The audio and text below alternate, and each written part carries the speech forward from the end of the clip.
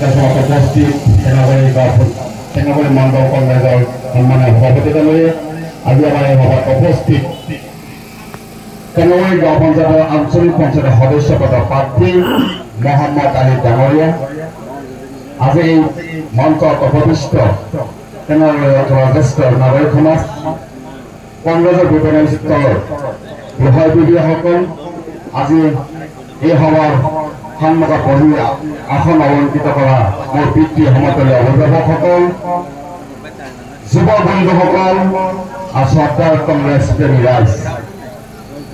এই সভাখনে হয়তো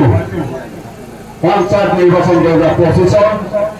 প্ৰচাৰ সভা অন্তিমখন সভা ইয়াৰ পিছতেই অহাকালি দিনটোৰ তাৰিখ বজাৰ লগে লগে আমাৰ প্ৰচাৰ কাৰ্য সমাপ্ত হ'ব নকৰিভাৱে যে ক'ব লগা আছে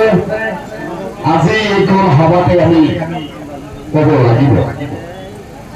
এই টেঙাগুৰি নিৰ্বাচনী কাৰ্যালয়ৰ পৰা মই দুটামান কথা আপোনালোকক শেষ মুহূৰ্তত ক'ব বিচাৰিছোঁ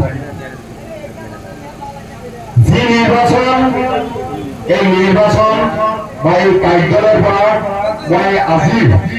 3 নম্বৰ সভাত মই বক্তব্য প্ৰদান কৰি আছো ক'বলৈ ইচ্ছা নাছিল তথাপি অন্তিমখন সভাত মই কিছু কথা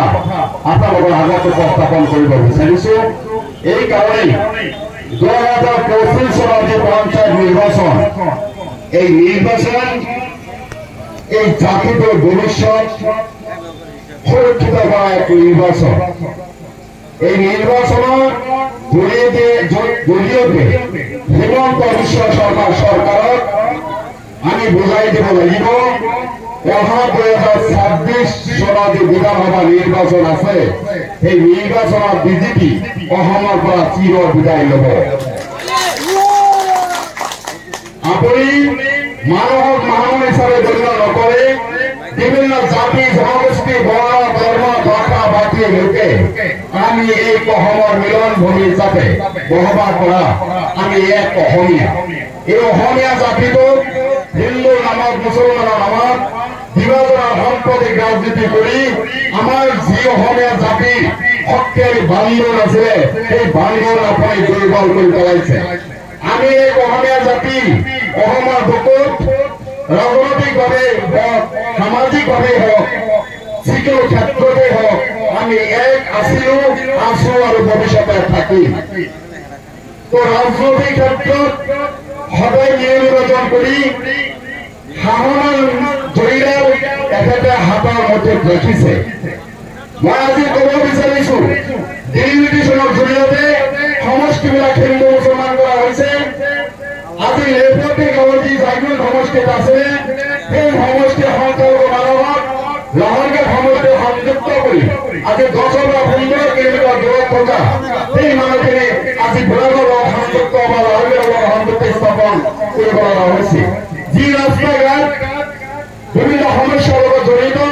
ব্যক্তিসকলে কিমান কষ্ট হৈ আছে সেই কথা আমি 2025 চনৰ যে পঞ্চায়ত নিৰ্বাচন তিনিচুকীয়া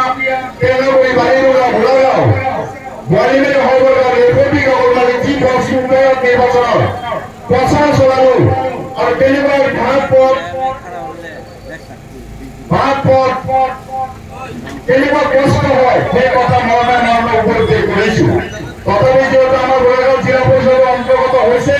সেইখিনি প্ৰচাৰ কাৰ্য আমি চলাব লাগিব তো এই কাৰণে এই হিমন্ত বিশ্ব শৰ্মা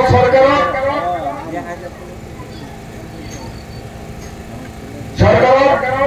প্ৰত্যুত্তৰ দিবৰ কাৰণে অহা 7 তাৰিখ আপোনালোকে হাতৰ ছবিত ভোট দি এই চৰকাৰক আপোনালোকে শিকাই দিব লাগিব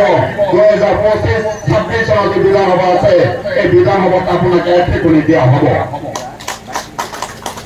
তো আমি আশা কৰিছো যেটা নামাজ হ'ব নামাজৰ সময় হৈছে তো সেইকাৰণে বক্তব্যটো মই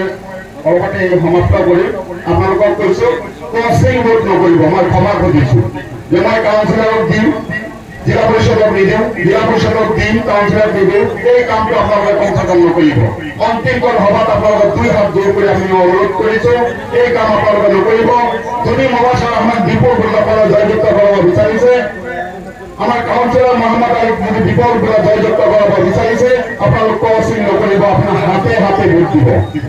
আজি যিসকল 50-60 বছৰ বয়স সেইবিলাক মানুহে কিন্তু কোনটো কাউন্সিলৰ দলত কোনটো জেপিচি দলত চিনি নাপাব তাত মানুহৰ ছবি নাথাকে নাম থাকিব আৰু ছবি থাকিব কোনটো কাউন্সিলৰ কোনটো জেপিচি আপোনালোকে চিনি নাপাব এইখিনি জ্যেষ্ঠ নাগৰিকসকলে সেইকাৰণে সকলোৱে মা দেউতা ভাই ভনী যিসকলে ভোটদান কৰিব